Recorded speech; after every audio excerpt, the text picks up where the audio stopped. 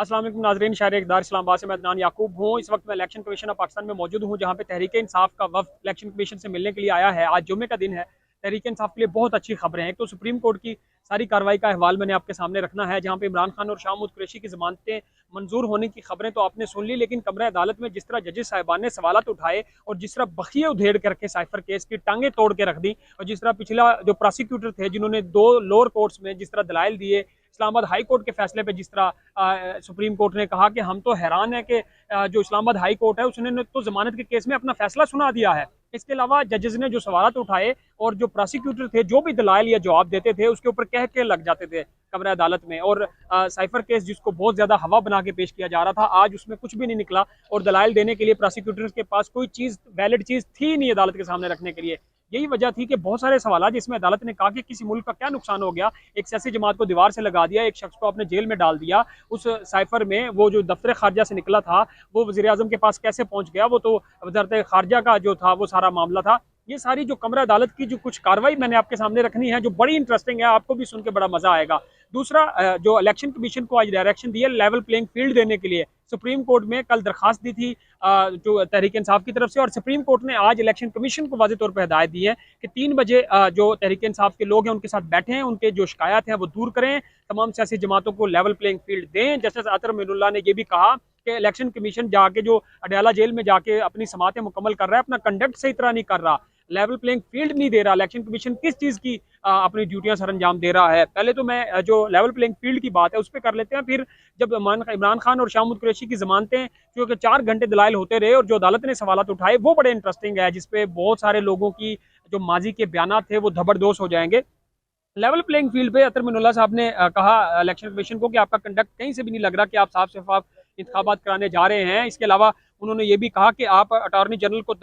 ये यकीन दहानी कराएं, ताउन कराएं, इलेक्शन कमीशन को बुलाया कि आप जो तहरीक इंसाफ के शिकायत हैं उनको सुने और इस मामले को हल करें। और फिर जो कायम मकाम चीफ जस्टिस सरदार तारिक मसूद साहब, उन्होंने भी ये कहा, उन्होंने कहा तमाम आईजीज को ये आप बता दें जाके कि वो तहरीक इंसाफ के लोगों को तंग मत करें, कागजात नामजदगी जमा कराने दें। आपको पता है कि जो खबरें आ रही हैं, किसी से कागजात छीन लिए जाते हैं, किसी को गिरफ्तार कर लिया जाता है, किसी के घर पर छापे मारे जा रहे हैं, किसी के ताइद कुनिंदा और तस्दीक कुनिंदा को उठाया जा रहा है। तो ये सारे मामला के ऊपर सुप्रीम कोर्ट ने डायरेक्शन दी है। ये तो एक लेवल प्लेइंग फील्ड का चलो मामला एक अलग साइड पे है, लेकिन आप देखें कि इमरान खान और शाह महमूद कुरैशी की जमानतों में जो कुछ अहम रिमार्क्स अदालत की तरफ से उठाए गए हैं वो मैं आपको कुछ उसके बताता हूँ, क्योंकि 4 घंटे की समात तो हम नहीं बता सकते। असद मजीद का के हवाले से जस्टिस मंसूर ने कहा कि असद मजीद के बयानात में कहीं भी नहीं लिखा कि इससे दूसरे मुल्क को फायदा हुआ है, और ये भी कहा जस्टिस मंसूर ने कि जो सजाए मौत की दफात लगाई गई हैं ये भी मुज़ायका खेज हैं, ये सिर्फ एक मफरूजों के तौर पे है। ये तो ये भी कहा गया कि जो इस्लामाबाद हाई कोर्ट ने फैसला दिया है उसके ऊपर भी एक हैरानगी का इजहार किया गया सुप्रीम कोर्ट में। दूसरी तरफ सुप्रीम कोर्ट की तरफ से ये भी कहा गया कि अभी तक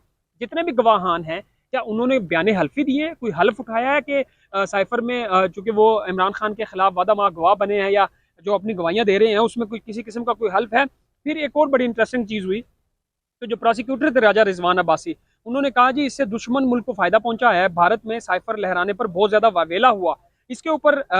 जस्टिस मंसूर ने ये कहा कि वावेला जब कल बलोच फैमिलीज के साथ जो कुछ हो रहा था, क्या उसके ऊपर इंडिया में वावेला नहीं हुआ होगा। ये भी कहा कि पाक अमेरिका ताल्लुकात खराब होने से किसी और मुल्क का फायदा हुआ, इसकी तफ्तीश कैसे हो जाएगी कि किसी मुल्क को फायदा हुआ है। फिर ये कहा कि जी वावेला तो ये बलोच तलबा के साथ जिस तरह आपने पुलिस ने बिहेव किया, बच्चों को ठुड्डे मारे, खवातीन के साथ जो बर्ताव किया, इसके ऊपर क्या कोई वावेला नहीं हुआ। इसके अलावा ये भी सवाल तो उठाए गए कि ताल्लुकात खराब करने का FIR में जिक्र ही नहीं है। जस्टिस मंसूर साहब ने ये कहा। जैसे अतर मोइनुल्लाह की तरफ से कहा गया कि क्या वज़ीर आज़म को वक्त से पहले बाहर निकालने से मुल्क की जग हसाई नहीं होती, क्या वज़ीर आज़म को वक्त से पहले हटाने पर कोई ऑफिशियल सीक्रेट एक्ट लगेगा। ये भी कहा कि इंडिया में हमारी जग हसाई तो किस वजह से होती है, इस पर हम क्या करेंगे। ये भी कहा कि आजम खान जो हैं उनका बयान आप देखें कि वो 1 माह बाद उन्होंने बयान दिया, तो कायम मुकाम चीफ जस्टिस ने कहा कि आजम खान 1 महीना खामोश क्यों रहे, उन्होंने पहले क्यों नहीं अपना बयान जो है रिकॉर्ड कराया और अपनी जो चीज़ें वो बता रहे हैं ये इंकशाफात उन्होंने पहले क्यों नहीं किए। फिर चीफ जस्टिस ने कहा कि अगर साइफर गुम हो गया था तो सलामती कौंसिल के 2 इजलास में शहबाज शरीफ ने ये क्यों नहीं बताया, और क्यों शहबाज शरीफ ने किसी दस्तावेज पर सलामती कौंसिल का इजलास किया था उसमें क्यों नहीं अपना जो है ये सामने रखा। और फिर ये भी कहा कि जस्टिस सरदार तारिक मसूद साहब की तरफ से कि साइफर केस में इस्लामाबाद हाई कोर्ट के चीफ जस्टिस के लिखे गए फैसले पर मैं तो हैरान हूँ और ये कहा गया कि हाई कोर्ट के फैसले के बाद तो सिर्फ रस्सी देना बाकी है, सजाए मौत का इसके ऊपर इतलाक ही नहीं होता।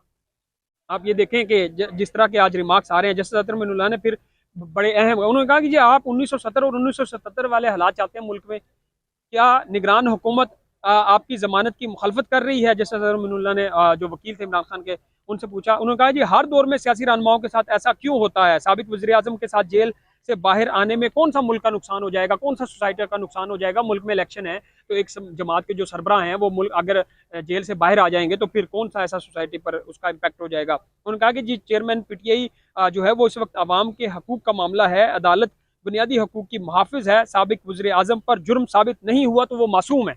ये जस्टिस अतर मिनुल्लाह साहब ने कहा। तो आप ये देखें कि आज की जो सारी कार्रवाई थी, फिर जो प्रोसिक्यूटर थे जो दोनों, वो लोअर कोर्ट्स में, जैसे मैंने पहले कहा कि इस्लामाबाद हाई कोर्ट में जब केस लगता था या दूसरी अदालतों में, वहाँ तो बड़े उछल उछल के सारे वो उसके जवाब देते थे, लेकिन सुप्रीम कोर्ट में आज वो कोई वैलिड, कोई दस्तावेजात, कोई अदालत को मुतमिन नहीं कर सके, जिस वजह से आज वहीं दलाइल के दौरान के बाद ही जैसे दलाइल मुकम्मल हुए तो अदालत ने, तीनों जजेस ने अपना फैसला सुना दिया और इमरान खान और शाह महमूद कुरैशी को जमानत दे दी। दूसरा, जैसे मैंने लेवल प्लेइंग फील्ड का आपको बताया कि दो बड़ी अच्छी खबरें, इस वक्त तीसरी बड़ी खबर के इंतजार में हम मौजूद हैं। आप देख रहे हैं इलेक्शन कमीशन में मेरे बैक साइड पे काफ़ी ज़्यादा लोगों का रश है, तहरीक इंसाफ के वकला यहाँ पे मौजूद हैं। बल्ले के निशान पर भी आज मुतवक्के तौर पर कोई फैसला आ सकता है, लेकिन अभी टाइम चुके जैसे जैसे गुजर रहा है, ये उम्मीद जो थी आज के दिन में कि शायद बल्ले का निशान तहरीक इंसाफ को वापस मिल जाए, वो आहिस्ता आहिस्ता बुझती जा रही है, क्योंकि आज का दिन शायद अगर ये फैसला ना आए, वो इस वजह से कि 2 दिन कागजात नामजदगी जमा कराने की जो तारीख थी उसमें तोसी कर दी गई है और 24 दिसंबर तक चूंकि कागजात जमा कराए जा सकते हैं, तो 24 दिसंबर तक जब ये कागजात जमा होंगे तब तक बल्ले का निशान अगर तहरीक इंसाफ को मिल जाता है तब भी टाइम है। आज जब बैरिस्टर गौर ने गुज़िश्ता रोज़ उन्होंने प्रेस कॉन्फ्रेंस में कहा था कि अगर आज उनको बल्ले का निशान नहीं मिलता तो उनके उम्मीदवार आज़ाद तस्वर होंगे, वो इसलिए आज की डेडलाइन मुकम्मल नहीं होगी, क्योंकि आज 22 तारीख तक कागजात जमा कराने थे और आज आखिरी तारीख थी, उसमें 2 दिन जब तोसी होगी तो बल्ले का निशान भी 2 दिन के लिए मजीद तहरीक इंसाफ के पास वक्त है। और चूंकि पेशावर हाई कोर्ट का ये फैसला था और हुक्म था कि इलेक्शन कमीशन आज के दिन तक ये फैसला सुनाए बल्ले के निशान पर, तो आज इलेक्शन कमीशन को अदालत की अहकामात के मुताबिक तो फैसला ये सुनाना पड़ेगा। और अगर बल्ले के निशान पर भी तहरीक इंसाफ को आज बल्ले का निशान मिल जाता है या फैसला आ जाता है तो जुम्मे का दिन तहरीक इंसाफ के लिए बहुत अच्छा होगा। खबरें होंगी, तहरीक इंसाफ को किया गया है, उसमें ये 1 मिनट में आपका ना वो पूरी डिटेल यहाँ पे लिखी है। एक मुश्किल हालात में अच्छी खबरें हैं तहरीक इंसाफ के लिए। मजीद अगर इसी तरह शाह महमूद कुरैशी बाहर आ जाते हैं, आज इस जमानत के बाद भी जेल से बाहर आते हुए दिखाई नहीं देते, इस वजह से कादर ट्रस्ट और तोशाखाना केस में अभी भी उनकी गिरफ्तारी हुई है और बाकी केसेस चूंकि उनके ऊपर 200 से ज्यादा करीब केसेस हैं तो किसी में उनको गिरफ्तार किया जा सकता है। तो इमरान खान अभी इतनी जल्दी बाहर आते हुए दिखाई नहीं दे रहे, लेकिन शाह महमूद कुरैशी साहब जेल से बाहर आ जाएंगे। असद कैसर साहब गुज़िश्ता रोज जेल से बाहर आ गए थे। तहरीक इंसाफ के लोग अगर इस तरह जेलों से बाहर आ रहे हैं, कागजात और उनके लेवल प्लेइंग फील्ड मिल जाता है तो फिर चाहे 14 जमातें हों चाहे 16 जमातें हों, एक तहरीक इंसाफ का मुकाबला करना उनके लिए मुश्किल हो जाएगा। और लंदन प्लान में जिस तरह बताया जा रहा था कि नवाज शरीफ साहब बजिद थे कि बल्ले का निशान बैलेट पेपर पे नहीं होना चाहिए, बल्ले का निशान होगा तो हम इलेक्शन ही लड़ेंगे, क्योंकि बल्ले का निशान तो फिर बड़ा मुश्किल खड़ी कर देगा नवाज शरीफ साहब के लिए। जितनी मर्जी कोशिशों के साथ सीट एडजस्टमेंट करके 14 जमातों को मिलाकर भी अगर जितवाने की कोशिश की जाएगी तब भी उनके लिए काफ़ी ज़्यादा मुश्किलात होंगी और वो जीतने की पोजीशन में नहीं होंगे। अभी इलेक्शन कमीशन से जो भी खबर आएगी इसके बाद की जो सूरत हाल होगी वो भी आपके सामने रखेंगे। आज के दिन की अब तक की जो कार्रवाई थी और तहरीक इंसाफ के लिए जो अच्छी खबरें थी, जो अदालती अहवाल था, वो मैंने आपके सामने रखा है। अपना ख्याल रखें। अल्लाह हाफ़िज़।